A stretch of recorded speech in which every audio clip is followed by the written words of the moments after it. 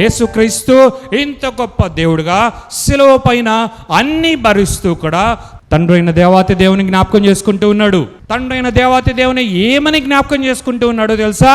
ఎంత గొప్ప ప్రేమ నీది తండ్రి, ఎంత మంచివాడవు నీవు తండ్రి, ఎంత మహోన్నతుడు నీవు తండ్రి అనడానికి కూడా సందర్భము కానటువంటి విధముగా యేసుక్రీస్తు ఇప్పుడు అయిపోయాడు. ఇప్పుడు తండ్రిని జ్ఞాపకం చేసుకోవడానికి సందర్భమే కాదు, ఎందుకంటే తండ్రి టపక్ అని చెయ్యి వదిలేశాడు అని దేవుని వాక్యం చెప్తుంది. యేసుక్రీస్తు అంటున్నాడు, ఏలి ఏలి లామా సబక్తా, ఎలోయ్ ఎలోయ్ లామా సబక్తా అని, నా దేవా నా దేవా తండ్రి నన్ను విడిచిపెట్టావా, విడిచేసావా, నిజమేనా, ఇది జరుగుతూ ఉందా అన్న మొదటి ఆశ్చర్యంలో యేసుక్రీస్తు ఉండిపోయాడు. యేసుక్రీస్తు అంటున్నాడు, తండ్రి నా చెయ్యి నువ్వు విడిచిపెట్టావా? Yes dear son, I have to leave you, otherwise I can't catch everyone that I have chosen, I have ordained, I have predestined.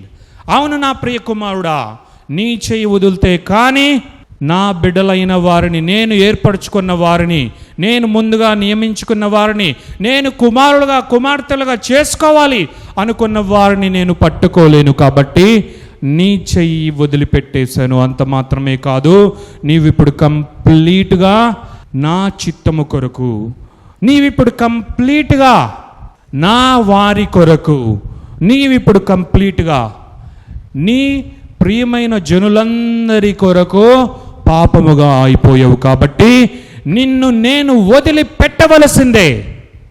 Because I cannot contain with sin. పాపం ఎరుగని వాడను నేను, పాపం ఎరుగని తండ్రిని నేను, కానీ నిన్ను ఇలా చేయుటకు నేను ఇష్టపడ్డాను. నీవు నాకు విధేయుడు అయి ఉన్నావు కాబట్టి, నీవు నా చిత్తాన్ని శిరస వహించావు కాబట్టి నిన్ను నేను పంపించి నిన్ను పాపముగా చేయుటకు, నిన్ను సిలువకు ఎక్కుటకు మాత్రమే కాదు, సిలువ త్యాగమును చేయుటకు మాత్రమే కాదు, నిన్ను వదిలిపెట్టుటకు కూడా నేను ఇష్టపడ్డాను. కారణం వీరే, కారణం నా బిడ్డలే, నీవు నేను కలిసి ముందుగా నిర్ణయించుకున్న ఏర్పరచుకున్న ఈ బిడ్డలే కారణం. వారి కొరకు నీవు పాపముగా కూడా అయిపోయావు కాబట్టి ఇక నేను నిన్ను వదిలిపెట్టేశాను. Now this is really real and it is for the first time there was a huge separation between God the Father and Jesus Christ. నిజముగానే